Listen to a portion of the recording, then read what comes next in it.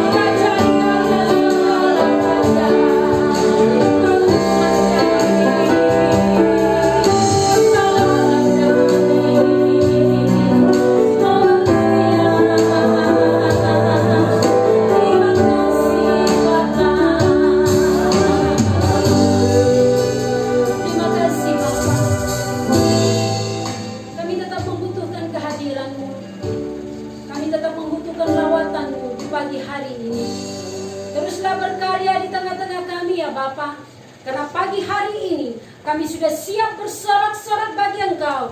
Kami siap meninggikan namamu. Berkaryalah di tengah-tengah kami. Bahkan berkaryalah dalam setiap rumah-rumah jemaat Tuhan. Bahkan setiap orang-orang yang menyaksikan siaran langsung ini. Allah Roh Kudus, berkaryalah di tengah-tengah kehidupan mereka. Terima kasih ya Bapa yang baik. Kami siap bersorak-sorak bagi Engkau. Di dalam nama Yesus Kristus kami berdoa. Haleluya. Amin. Baik, puji Tuhan saudaraku. Mari dengan penuh semangat kita akan mengangkat pujian ini. Akan gerakan roh Allah. Dan karena saat ini roh Allah sedang bekerja di tengah-tengah kehidupan kita semua. Haleluya.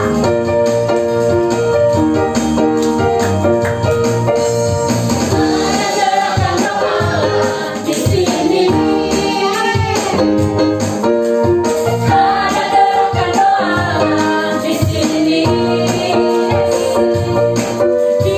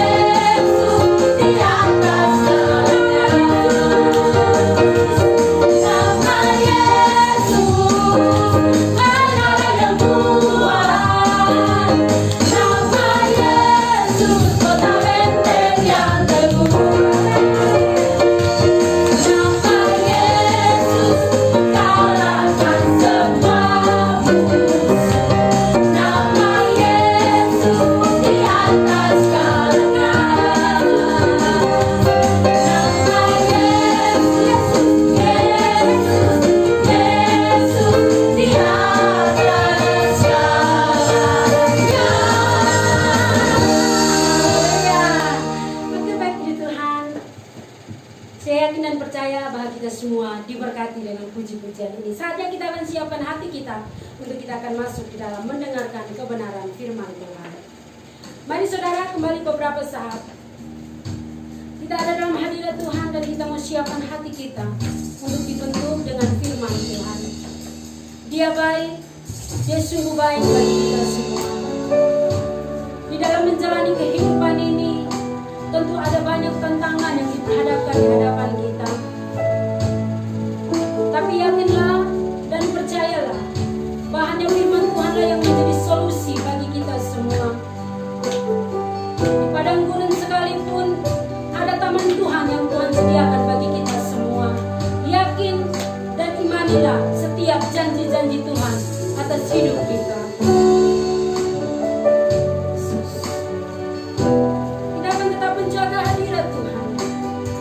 Dan mari kita sama-sama mengangkat pujian ini. Di saat aku berbeban berat, di saat aku berbeban berat, ku ingat ku punya Kau Tuhan. Hanya Kau yang paling peduli.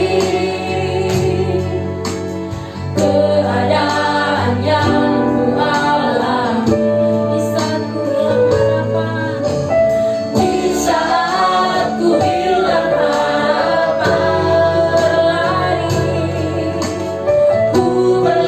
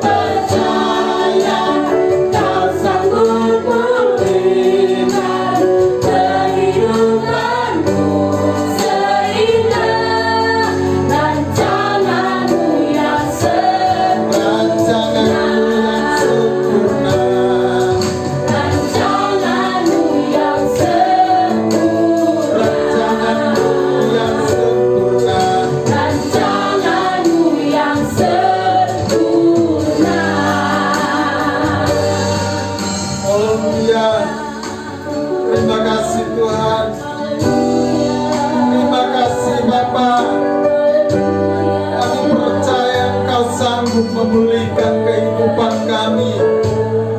Kami percaya hanya Engkau Tuhan yang mampu memimpin kami berjalan di padang gurun yang harus kami lewati, dan Engkau membawa kami ke taman Tuhan, taman yang penuh dengan kehidupan, taman yang penuh sukacita, damai sejahtera, kekuatan, kemenangan, taman yang selalu mendatangkan kehidupan bagi kami. Terima kasih Bapa. Pagi ini kami sudah memuji menyembah Engkau dalam roh dan kebenaran. Saatnya tiba bagi kami untuk belajar dari kebenaran firman Tuhan. Hadirlah melalui kehidupan hamba-Mu. Berbicaralah kepada setiap kami yang mendengarkan, melalui setiap kata dan kalimat yang diucapkan hamba-Mu. Bahkan Engkau kuasai kehidupan hamba-Mu sepenuhnya, pikirannya, hati, tubuh, jiwa, rohnya, sehingga apapun yang akan disampaikan kepada kami pagi ini benar-benar adalah merupakan suara yang datang daripada Tuhan, yang ketika kami mendengarkannya, kami diteguhkan, kami dinasihati, bahkan kami diajar sekalipun. Beri kepada kami hati untuk mau belajar dari kebenaran firman-Mu. Terima kasih Bapak. Jemaat yang ada di rumah, simpatisan yang ada di rumah, atau siapapun yang sempat menyaksikan jalannya pemberitaan firman Tuhan ini, hamba berdoa supaya Roh Kudus berbicara tepat di hati kami masing-masing, memberkati kami, dan biar setiap kami yang mendengarkan firman Tuhan ini pada akhirnya akan bertumbuh menjadi semakin kuat di dalam Tuhan. Terima kasih Bapak.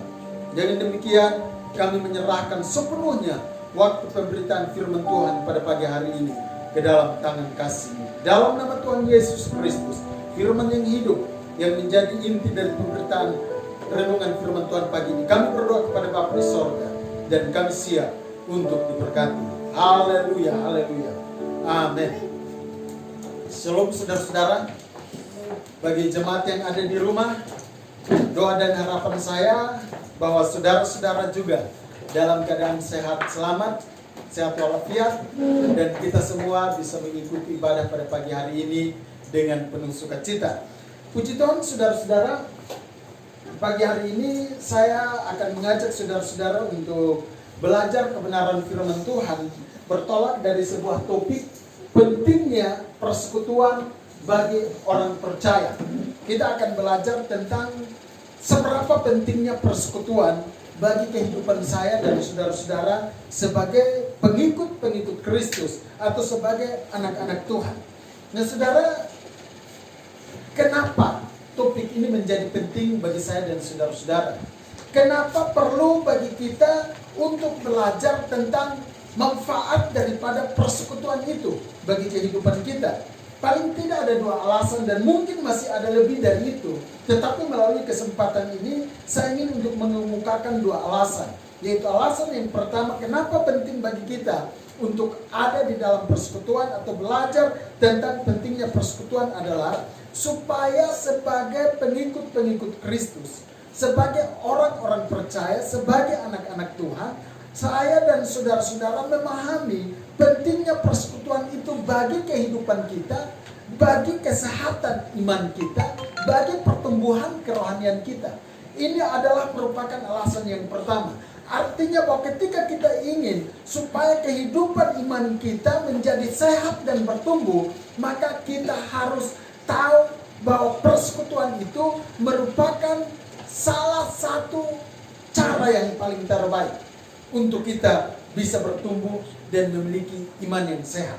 Lalu kemudian alasan yang kedua adalah supaya pada akhirnya saya dan saudara-saudara memandang persekutuan itu bukan hanya sebagai sebuah program dari gereja lokal, bahwa persekutuan itu bukan hanya sebagai sebuah jadwal yang disiapkan dan ditentukan, tetapi persekutuan itu sebagai kehendak Tuhan yang tidak boleh diabaikan di dalam kehidupan kita bersama-sama. Nah, mengawali renungan firman Tuhan pada pagi hari ini, saya akan mengajak saudara-saudara untuk membuka Alkitab kita bersama-sama di dalam Injil Yohanes pasal 20 ayat 19 sampai ayat 23. Minggu lalu kita sudah belajar dari kebenaran firman Tuhan atau dari bacaan yang sama, Yohanes 20 ayat 19 sampai ayat 23. Dan kita pada saat itu, pada minggu lalu belajar atau berbicara tentang bagaimana memiliki pengharapan di tengah persoalan dan masalah. Atau sebagai orang-orang percaya, kebangkitan Yesus mengajarkan kepada kita bahwa bahkan di tengah tantangan, persoalan dan masalah sekalipun, kita masih punya pengharapan. Nah, pagi ini kita akan belajar tentang pentingnya persekutuan. Jadi salah satu tujuan kebangkitan Yesus juga untuk menekankan, mengajarkan pentingnya persekutuan bagi kita. Saya akan bacakan kembali sekali lagi dan saudara-saudara perhatikan. Yohanes 20 ayat 19 sampai ayat 23. Ketika hari sudah malam pada hari pertama minggu itu, berkumpullah murid-murid Yesus di suatu tempat dengan pintu-pintu yang terkunci, karena mereka takut kepada orang-orang Yahudi. Pada waktu itu datanglah Yesus dan berdiri di tengah-tengah mereka dan berkata, "Damai sejahtera bagi kamu." Dan sesudah berkata demikian, Ia menunjukkan tangannya dan lambungnya kepada mereka. Murid-murid itu bersukacita ketika mereka melihat Tuhan. Maka kata Yesus sekali lagi, "Damai sejahtera bagi kamu. Sama seperti Bapa mengutus aku, demikian juga sekarang aku mengutus kamu." Dan sesudah berkata demikian, Ia menghembusi mereka dan berkata, "Terimalah Roh Kudus. Jikalau kamu mengampuni dosa orang, dosanya diampuni. Dan jikalau kamu menyatakan dosa orang tetap ada, dosanya tetap ada." Puji Tuhan, saudara-saudara. Terima kasih untuk kerjasama yang baik dan perhatian saudara-saudara dalam kita membacakan ayat-ayat firman Tuhan ini. Sebelum kita lebih jauh membahas topik pentingnya persekutuan bagi kehidupan orang percaya, atau pentingnya persekutuan bagi kehidupan saya dan saudara-saudara sebagai anak-anak Tuhan, saya ingin terlebih dahulu kita sepakat tentang dua hal. Yaitu yang pertama, persekutuan. Bahwa persekutuan yang kita bahas di sini tidak hanya berkaitan dengan atau tidak berbicara terfokus kepada perkumpulan orang percaya yang dilakukan di luar dari hari Minggu. Jadi persekutuan tidak berbicara hanya berfokus pada aktivitas perkumpulan beberapa orang, tidak semua orang, tapi perkumpulan beberapa orang yang dilakukan di luar hari Minggu, di luar ibadah raya. Tetapi saya ingin kita bersepakat yang pertama di sini adalah bahwa persekutuan dalam konteks ini berbicara tentang seluruh aktivitas orang percaya, kegiatan orang percaya dalam hal peribadatan. Baik itu ibadah raya pada hari Minggu, baik itu ibadah-ibadah yang dilakukan sepanjang pekan, baik itu bersifat homogen maupun heterogen. Mungkin itu ibadah wanita, ibadah pria, ibadah pemuda, doa puasa, ibadah rayon, perkunjungan dan sebagainya. Saya ingin untuk kita pertama-tama di sini sepakat bahwa persekutuan yang akan kita bahas di sini adalah menyangkut seluruh aktivitas yang dilakukan oleh orang percaya, yaitu dimulai dari hari Minggu dan sepanjang saat, sepanjang waktu. Kenapa perlu kita sepakat dulu dengan hal itu? Oleh karena sampai pada hari ini ketika berbicara tentang persekutuan, orang tidak memandang ibadah raya pada hari Minggu itu sebagai persekutuan. Padahal persekutuan atau koinonia itu adalah berbicara tentang perkumpulan orang-orang yang percaya pada Tuhan. Jadi ini adalah berbicara tentang bagaimana perkumpulan orang-orang percaya untuk berbakti, untuk berdoa, memuji dan menyembah Tuhan. Jadi persekutuan pertama yang perlu kita sepakati bahwa hari ini yang akan kita bahas adalah segala aktivitas kekristenan. Lalu kemudian kesepakatan yang kedua yang ingin untuk kita buat di awal dari renungan ini adalah murid-murid. Bahwa murid-murid adalah gambaran atau representasi dari kelompok orang-orang percaya. Kenapa penting kita membuat kesepakatan ini adalah supaya pada akhirnya nanti kita akan sampai pada sebuah titik bahwa apa yang dialami murid-murid, apa yang dilakukan murid-murid, memang itu menjadi penting bagi saya dan saudara-saudara yang juga harus dilakukan oleh orang percaya masa kini. Sebab terkadang orang berkata, itu kan hanya terjadi di kalangan murid-murid. itu hanya terjadi pada zaman rasul-rasul. Itu sudah tidak berlaku untuk kita zaman sekarang ini. Segala sesuatu yang dialami, yang dilakukan, yang terjadi dalam kehidupan para murid itu adalah sebuah gambaran tentang perjalanan gereja Tuhan di sepanjang zaman, termasuk untuk saya dan saudara-saudara pada saat sekarang ini.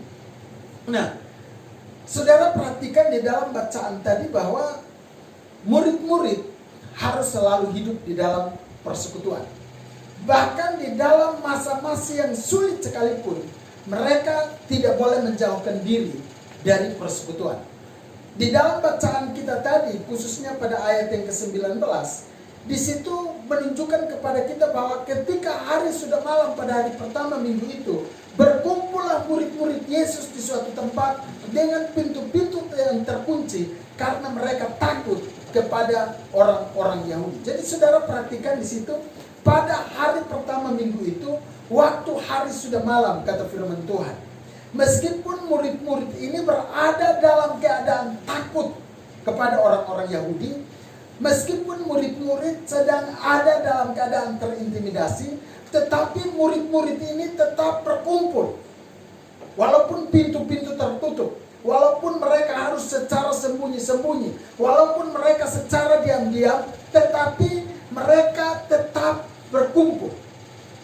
Walaupun pertemuan itu penuh dengan risiko, mereka tetap memilih untuk ada di dalam persekutuan. Jadi, pada bacaan firman Tuhan ini menunjukkan kepada kita bagaimana murid-murid merasakan pentingnya persekutuan itu di dalam kehidupan mereka. Sehingga sekalipun mereka ada di bawah tekanan, sekalipun mereka semua, pada minggu lalu kita membaca beberapa ayat bahwa murid-murid ini juga menjadi target ketika orang-orang atau serdadu Romawi yang datang bersama dengan Yudas untuk menangkap Yesus di Taman Getsemani. Pada saat ketika Yesus ditangkap, Yesus mengatakan biarkan mereka ini pergi. Lalu kemudian pada saat Yesus diadili di mahkamah agama, imam besar bertanya kepada Yesus tentang ajarannya dan tentang murid-muridnya. Sehingga murid-muridnya juga sebenarnya berada di bawah tekanan. Mereka terintimidasi, mereka ketakutan.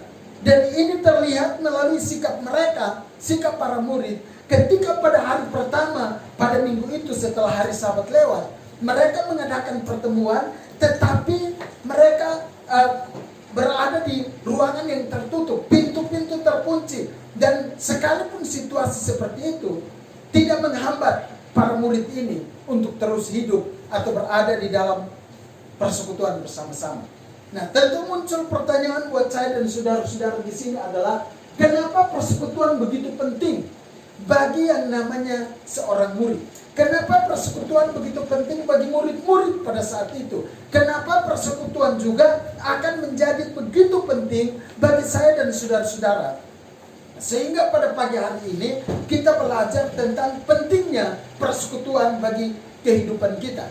Dari bacaan firman Tuhan yang kita sudah baca tadi, yaitu Yohanes pasalnya yang ke-20 ayat 19 sampai ayat 23, saya akan membawa saudara-saudara untuk melihat beberapa manfaat daripada pentingnya atau daripada persekutuan di kehidupan orang-orang percaya, sehingga perlu saya dan saudara-saudara melakukan hal itu. Poin yang pertama tentang pentingnya persekutuan bagi kehidupan kita adalah, di dalam persekutuan ada kesempatan kita mengalami perjumpaan dengan Tuhan. Yang pertama, saya ulangi sekali lagi, kenapa persekutuan menjadi begitu penting bagi para murid dan bagi kehidupan saya dan saudara-saudara adalah karena melalui persekutuan ada kesempatan untuk saya dan saudara-saudara mengalami perjumpaan dengan Tuhan Yesus.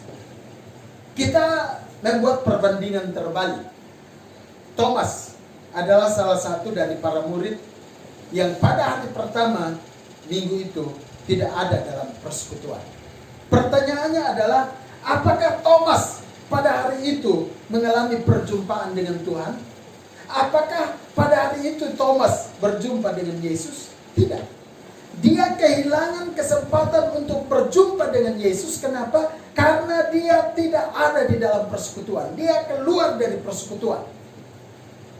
Di dalam ayatnya yang ke-19, firman Tuhan berkata begini. Ketika hari sudah malam pada hari pertama minggu itu, berkumpullah murid-murid Yesus di suatu tempat dengan pintu-pintu yang terkunci karena mereka takut kepada orang-orang Yahudi. Perhatikan kalimat selanjutnya. Pada waktu itu datanglah Yesus dan berdiri di tengah-tengah mereka.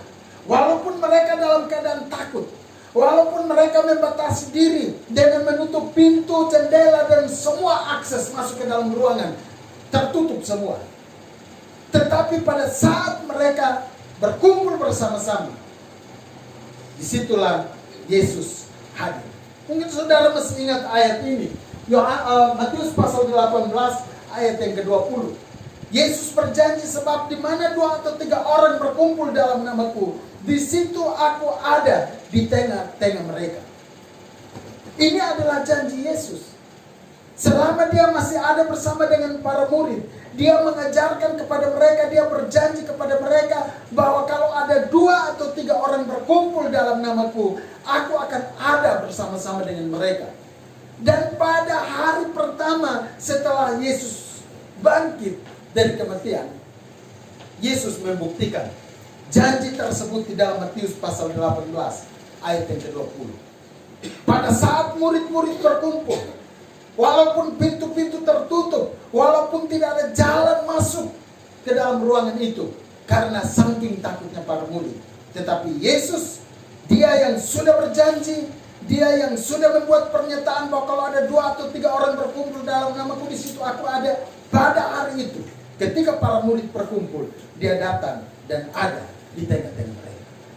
Jadi saudara-saudara, kenapa persekutuan itu menjadi penting bagi kehidupan kita sebagai orang-orang Kristen, sebagai pengikut-pengikut Kristus? Kenapa ibadah ini penting sehingga saya dan saudara-saudara harus berusaha untuk senantiasa ada di dalam ibadah? Adalah karena melalui ibadah itulah ada satu kesempatan untuk kita bertemu dengan Tuhan kita. Saya tidak mengatakan bahwa saudara kalau berdoa sendiri saudara tidak mengalami perjumpaan dengan Tuhan. Tidak. Dalam konteks persekutuan. Saya tidak mengatakan bahwa kalau saudara tidak ada di dalam perkumpulan orang-orang percaya, saudara tidak mengalami perjumpaan dengan Tuhan. Tidak. Tetapi yang ingin untuk mau ditekankan di sini adalah bahwa kita saling membutuhkan, kita perlu saling mendukung, saling menopang, saling mengingatkan. Kita adalah makhluk sosial yang saling membutuhkan satu dengan yang lainnya. Memang untuk saat ini anjuran pemerintah adalah beribadah dari rumah, segala sesuatu dilakukan dari rumah. Ini tidak bermaksud untuk mencerai-beraikan, memisahkan kita. Kita bersyukur bahwa sebelum corona muncul, sebelum ada imbauan pemerintah untuk segala sesuatu dilakukan dari rumah, teknologi sudah menjadi berkembang begitu pesat. Sehingga ada sarana-sarana yang tersedia supaya saya dan saudara-saudara bisa tetap mengadakan pertemuan. Misalnya aplikasi Zoom. Walaupun saat ini saya secara pribadi berada di Sabu, tapi setiap malam, Senin sampai Sabtu sudah berjalan hampir mau 1 bulan lebih, saya tetap ikut kuliah. Kami beberapa pendeta GSJ dari seluruh Indonesia, setiap malam kami bahkan 1 minggu ada yang 1 hari ada yang 2 kali, jam 8, jam 9, lalu jam 9 sampai ke jam 10 bertemu dengan narasumber yang berbeda. Kami terus belajar. Sekarang bahkan WhatsApp juga sudah mulai menambah jumlah video call, di mana kita bisa mengadakan video call untuk jumlah sampai 8 orang. Artinya bahwa sarana-sarana ini membuat kita, sekalipun secara fisik kita berpisah, tetapi kita masih bisa dapat bertemu melalui media tersebut. Karena pada dasarnya persekutuan itu sebenarnya berbicara tentang kesepakatan. Sebab dalam Matius 18 ayat 18 sampai ayat 20, sebelum pada ayat 20 Tuhan Yesus berbicara tentang di mana 2 atau 3 orang berkumpul dalam namaku, di situ aku ada. Pada ayat 18 sampai ayat 19, di situ Yesus berbicara tentang masalah kesepakatan. Dan lagi aku berkata kepadamu, jika ada 2 orang di bumi ini sepakat dan meminta sesuatu dalam namaku, maka permintaan mereka akan aku jawab. Jadi persekutuan itu berbicara tentang kesepakatan, kesatuan hati. Sehingga sekalipun yang satu ada di ujung barat Indonesia, yang satu ada di ujung timur Indonesia, yang lain ada di bagian tengah Indonesia, saat mereka sepakat melalui aplikasi-aplikasi atau melalui sarana-sarana ini, hadirat Tuhan bisa dirasakan.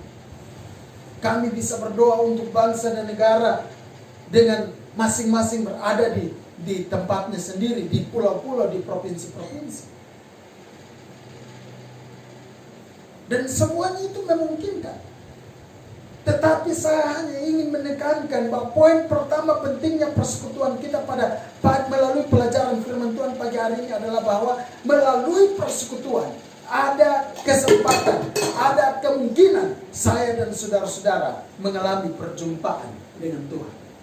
Kalau saudara sedang ada dalam persoalan dan masalah, kalau saudara sedang mengalami tekanan yang berat dalam kehidupan saudara, dan saudara ingin untuk mengalami kelepasan, persekutuan bisa menjadi solusi. Saudara bisa mencari 1 atau 2 orang, lalu berkumpul dengan mereka, lalu saudara bisa menaikkan pujian penyembahan kepada Tuhan, belajar firman Tuhan, saudara bisa berdoa bersama-sama, saling menguatkan, dan ketika saudara melakukan hal itu, saudara akan merasakan Tuhan hadir, menjamah dan melawat kehidupan saudara-saudara. Jadi alasan yang pertama, kenapa persekutuan itu penting bagi kita? Sebab melalui persekutuan kita mengalami perjumpaan dengan Tuhan. Yang kedua, kenapa persekutuan menjadi penting bagi saya dan saudara-saudara?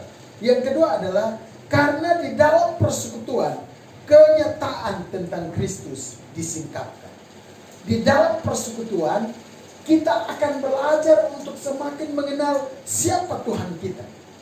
Melalui persekutuan, kita akan belajar untuk semakin mengenali Allah yang kita sembah di dalam nama Tuhan Yesus Kristus. Perhatikan ayatnya yang ke-20.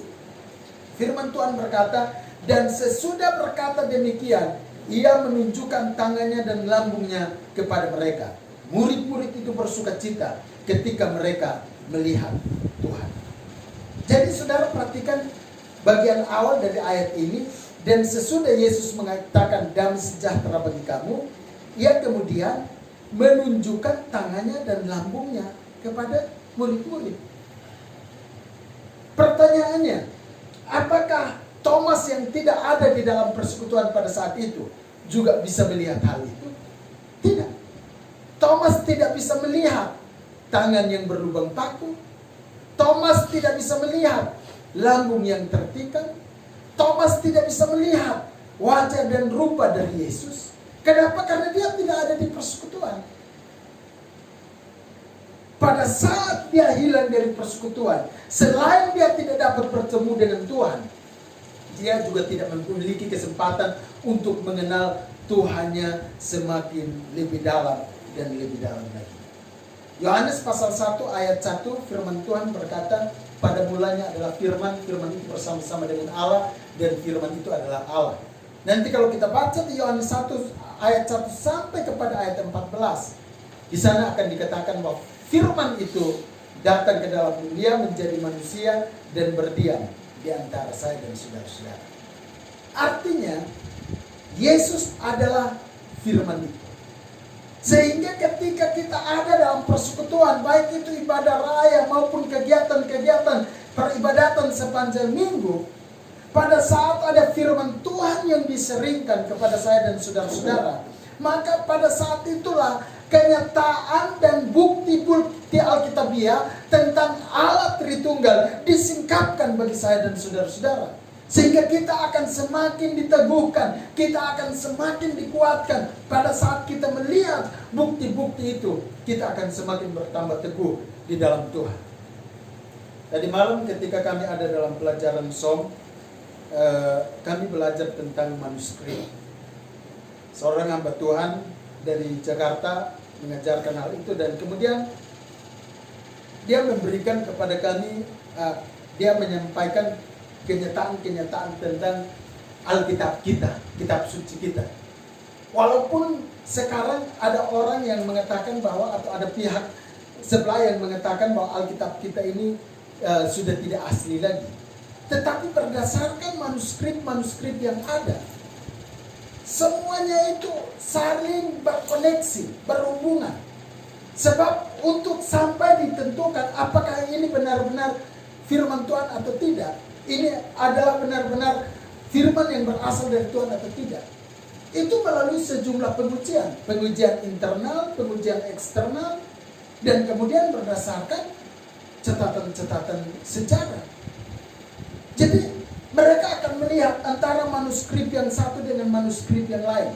Walaupun sudah berbeda sekian lama tahun, bahkan bukan hanya puluhan, tapi ribuan tahun sekalipun, catatan antara manuskrip yang satu dengan manuskrip yang lain tidak pernah berbeda.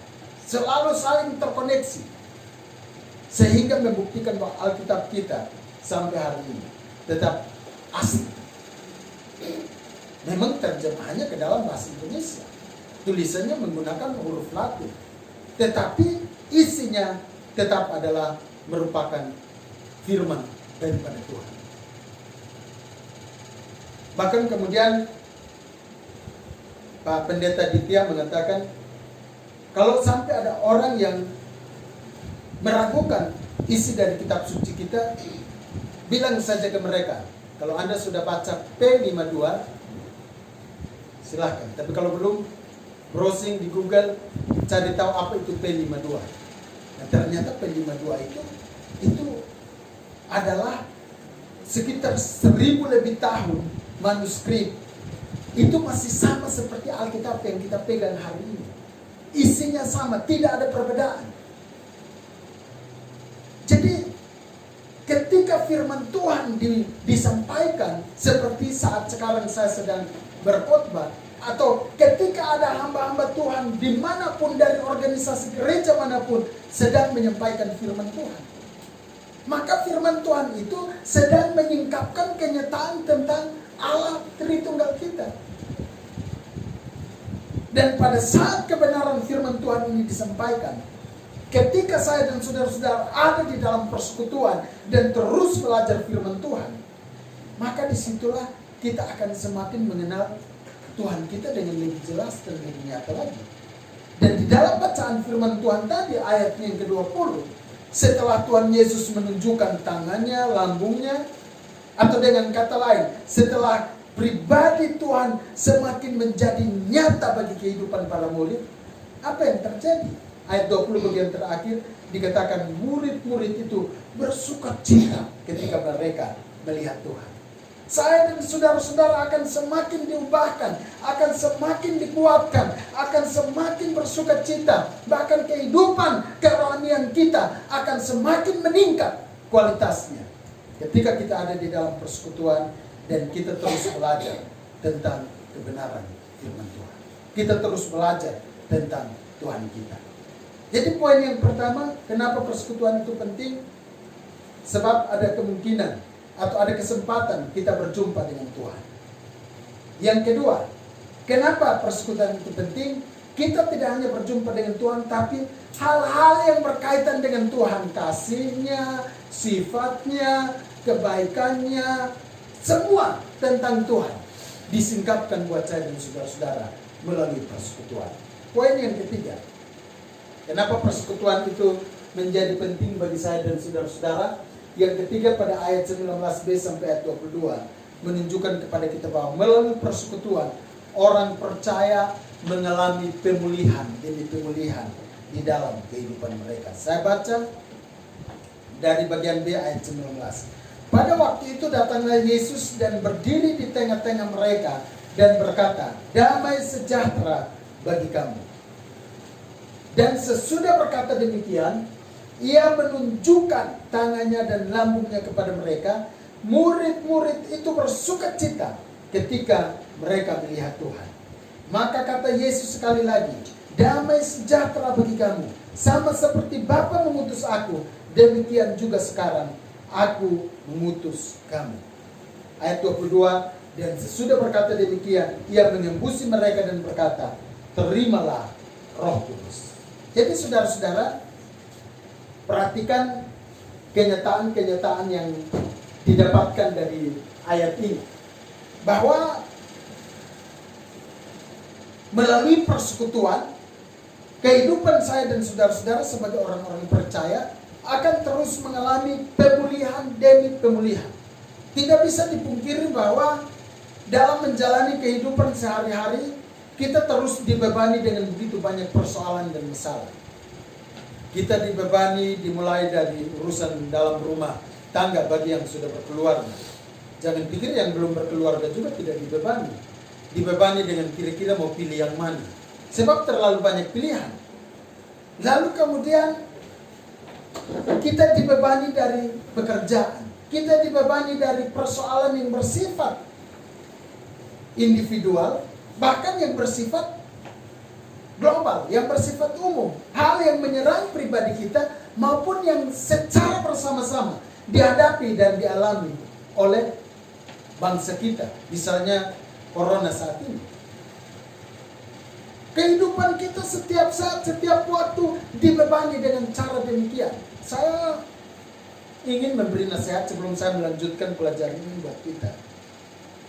Kita boleh mengikuti perkembangan, tapi jangan sampai kemudian kita terlalu memfokuskan waktu kita hanya untuk melihat informasi corona. Dalam iptek ada satu istilah garbage in, garbage out. Apa yang dimasukkan, itu yang akan keluar. Jadi kalau misalnya robot diprogram bahwa begitu ketemu manusia, sensornya itu aktif dan dia harus mengucapkan selamat pagi, maka kemana saja setiap orang yang lewat, begitu robot menangkap suhu tubuh atau ada sinyal bahwa ada manusia di sekitar, robot akan mengatakan selamat pagi, selamat pagi. Tetapi saudara mau mengajak dia ngobrol, ya harus diprogram dulu. Tidak bisa untuk dia melakukan hal seperti itu. Karena apa? Selamat pagi itulah yang dimasukkan ke dalam si robot ini. Dan itulah yang akan dikeluarkan. Nah, kita manusia pun juga, kalau yang kita masukkan dari pagi sampai malam, baca koran, beritanya corona. Lihat berita sosmed di HP, corona. Buka TV, corona. Keluar ketemu dengan teman, cerita di pinggir jalan, corona. Saudara pikir saudara pulang, saudara tidak akan stres. Sebab yang dimasukkan corona, maka kita mau tidur pun ada rasa takut, rasa cemas, segala sesuatunya berhubungan dengan itu. Saya sekali lagi, kita perlu mendapat informasi. Kita perlu ada edukasi. Karena dengan informasi-informasi itu, kita tahu bahwa harus jaga jarak, harus rajin cuci tangan, kita tahu gejalanya seperti apa. Tapi jangan seluruh informasi, seluruh waktu kita. Sebab jangan sampai kita ketakutan. Nah saudara, ketika kita hidup di dalam tekanan karena berbagai persoalan dan masalah, hal itu membuat kita butuh pemulihan. Dan melalui persekutuan, saat firman Tuhan disampaikan, saat Yesus hadir di tengah-tengah kita melalui persekutuan, disitulah ada kemungkinan, disitulah ada peluang, disitu ada kesempatan untuk terjadi pemulihan dalam kehidupan kita. Beberapa kenyataan dari ayat ini yang dibaca tadi ayat 19 sampai ayat 22. Pada ayat 19 dan ayat 21, Yesus bilang, damai sejahtera bagi kamu. Pertanyaannya sebelumnya, apakah mereka punya damai? Tidak. Mereka justru ketakutan. Mereka terintimidasi. Tetapi saat mereka ada dalam persekutuan, ada berita damai sejahtera yang mereka dapatkan. Lalu kemudian pada ayat yang ke-20 dikatakan setelah mereka melihat Yesus menunjukkan paku, lubang paku di tangannya dan lambungnya, ayat 20 bagian B, murid-murid bersukacita ketika mereka melihat Tuhan Yesus. Padahal sebelumnya mereka tidak ada sukacita. Jadi di persekutuan ada berita damai sejahtera yang mereka dapat. Di persekutuan mereka dari pribadi-pribadi yang ketakutan berubah menjadi orang-orang yang penuh sukacita. Bahkan di dalam ayat 21, di persekutuan itulah kemudian mereka menerima misi dari Kristus. Sebagaimana Bapa mengutus aku mengutus kamu. Kamu yang takut ini, kamu yang terintimidasi ini, kamu yang hidup di bawah tekanan, sekarang pergi dan jadi berkat buat orang lain. Di persekutuan pemulihan, mungkin saudara adalah orang yang sedang terbeban berat, tetapi ketika ada di dalam persekutuan, saudara mengalami pemulihan. Itu adalah saat di mana saudara menjadi berkat buat orang-orang lain yang sedang ada di dalam tekanan. Ada sebuah istilah, diubahkan untuk mengubahkan, diberkati untuk memberkati. Di dalam persekutuan saudara diubahkan, saya dan saudara diberkati, saya dan saudara dipulihkan. Tujuannya bukan untuk diri kita sendiri, supaya kita menerima pemulihan dan keberkatan itu, untuk kita pergi dan kita bagi itu kepada orang lain. Bahkan pada ayatnya yang ke-22, kenapa di dalam persekutuan ada pemulihan? Salah satu bentuk pemulihan yang dialami para murid dari ayat 22 adalah Yesus berkata, terimalah Roh Kudus, lalu dia menebusi mereka. Di dalam persekutuan, murid-murid menerima Roh Kudus. Saudara, Roh Kudus ini dikatakan adalah Parakletos. Parakletos itu artinya seseorang yang diutus untuk mendampingi.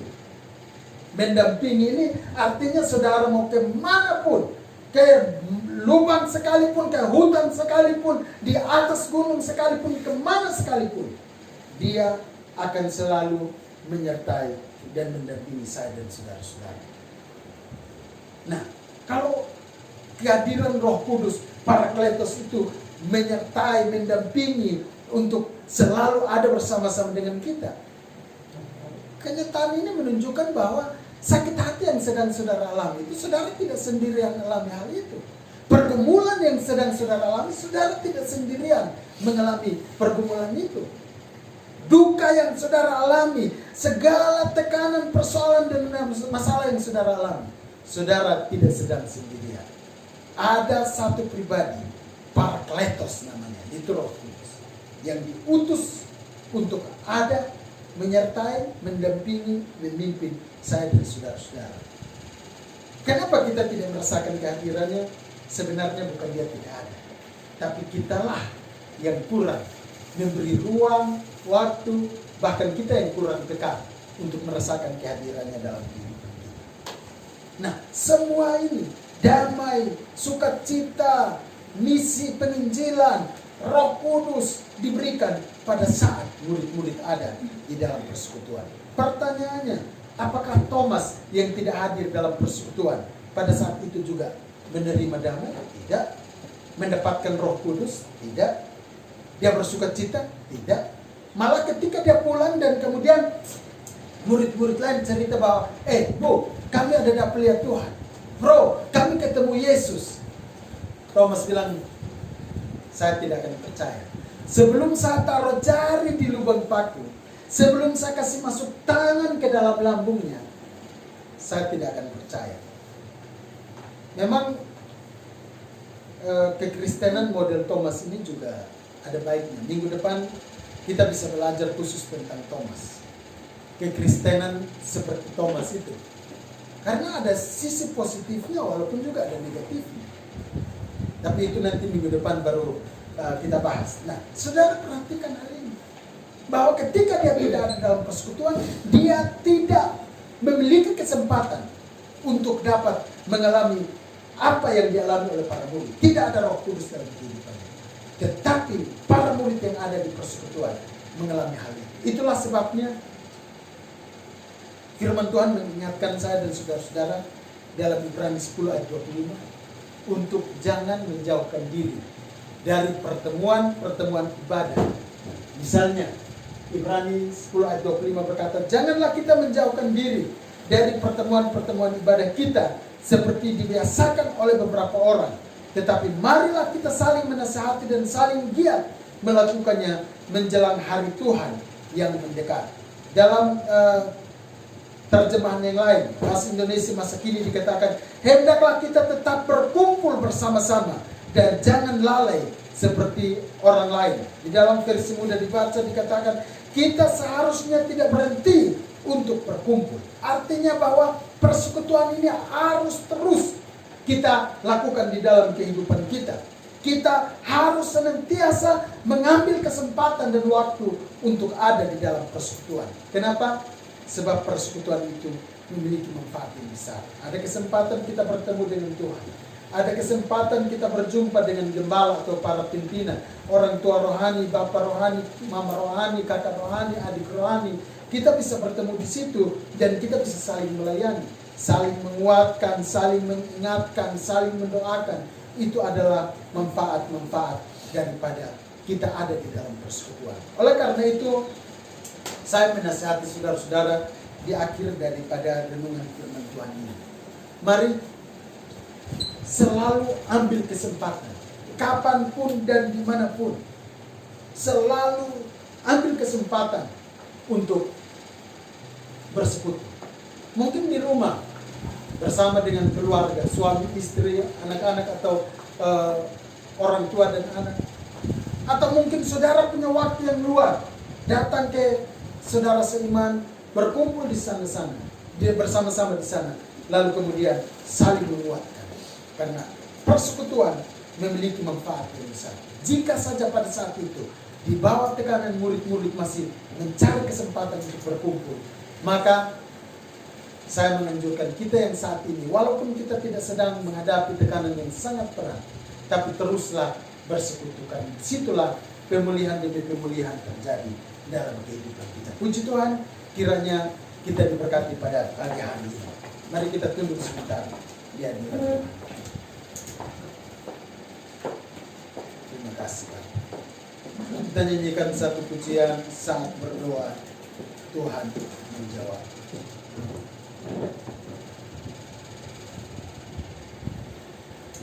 Haleluya. Terima kasih Tuhan. Saat berdoa, Tuhan bekerja, Tuhan menggerakkan tangannya.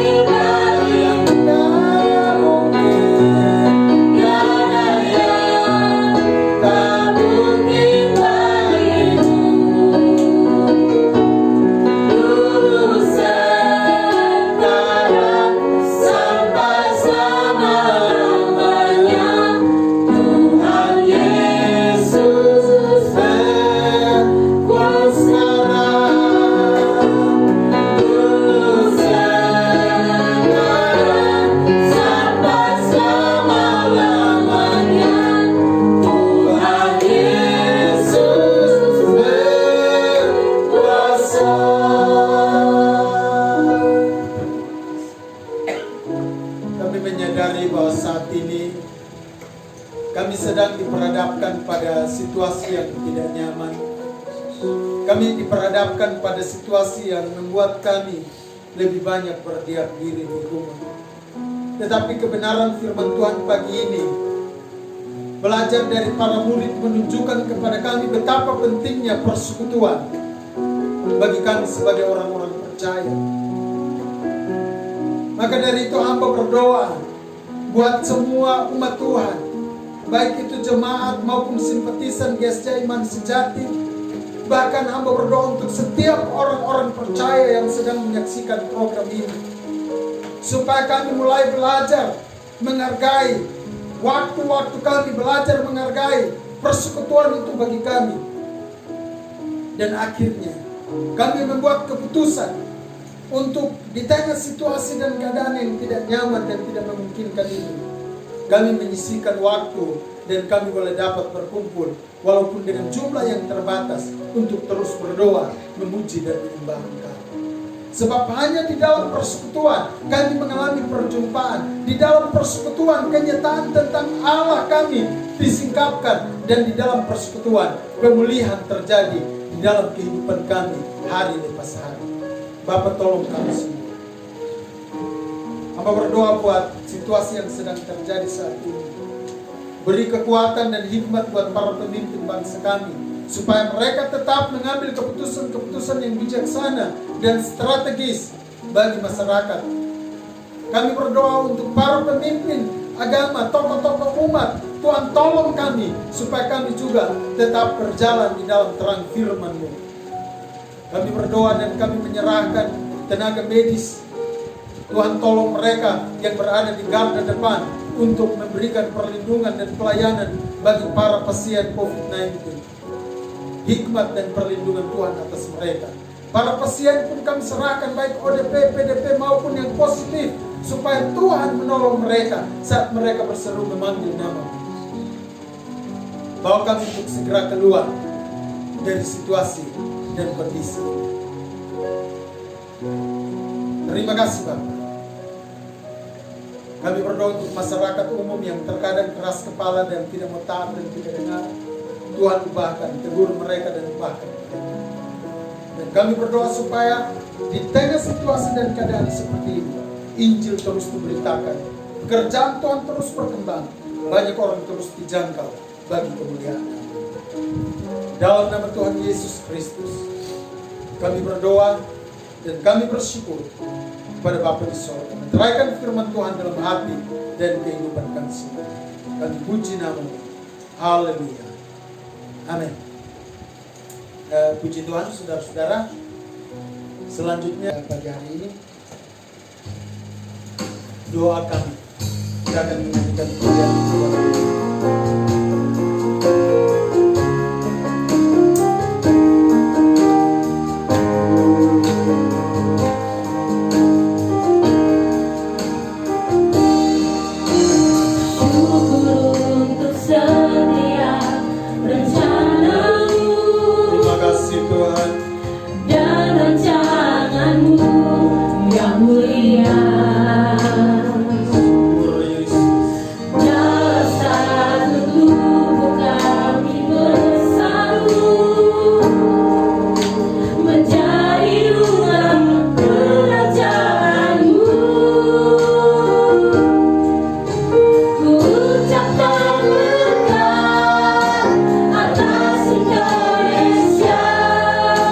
Biar kemuliaan Tuhan akan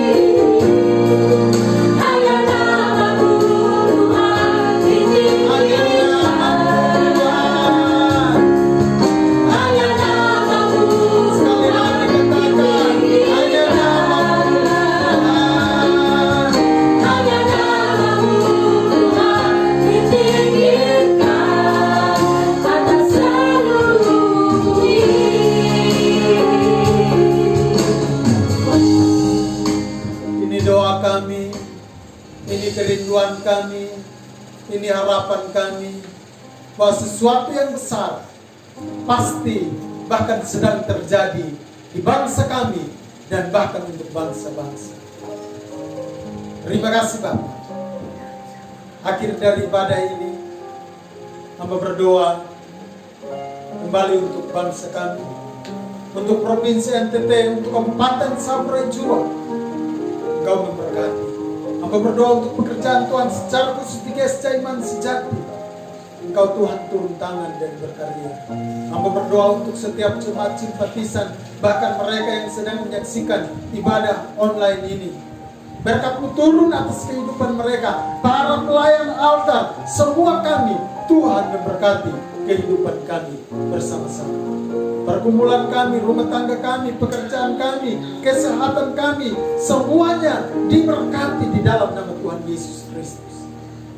Akhir dari ibadah ini kami akan berpisah pulang. Engkau menyertai dan memimpin kami semua.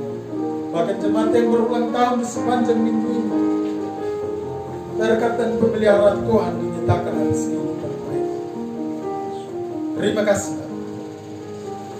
Sertai dan pimpin kami dalam perjalanan pulang ke rumah kami masing-masing. Tibakan kami dengan selamat bagi kemuliaan nama. Dengan demikian, ibadah ini kami akhiri di dalam nama Tuhan Yesus Kristus.